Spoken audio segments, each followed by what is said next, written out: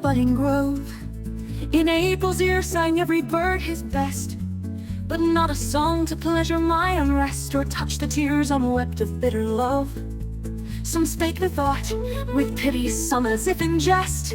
To every word of every bird I listened and replied as it behoved. Whispering to Chaffinch, sweet, sweet, sweet, pretty lovey, come and meet me here.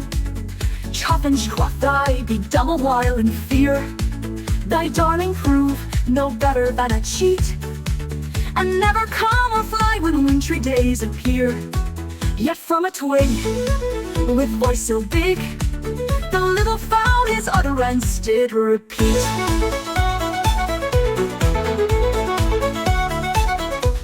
Then a man forlorn hears earth send up a foolish noise aloft, and what'll he do, scoffed the blackbird standing in an ancient thorn, then spread his sooty wings and flitted to the croft. With cackling laugh, whom I being half enraged old after giving back his scorn.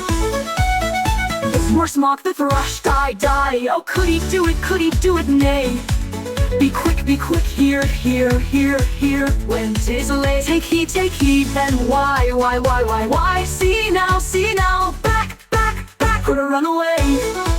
Oh thrush, be still, or at thy will, seek some less sad interpreter than I. Air blue, air white, whither I flee, whither I flee. As the lark hurried mounting from the lea, hills, countries, many waters glittering bright. Whither I see, deeper, whither I see, gale I said, the song that's bred in happiness may well to heaven make flight.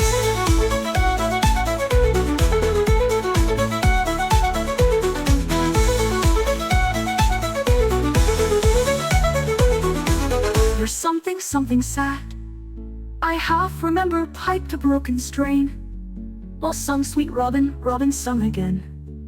Spring's opening cheerily, be we glad, which moved I wist not why, melancholy mad.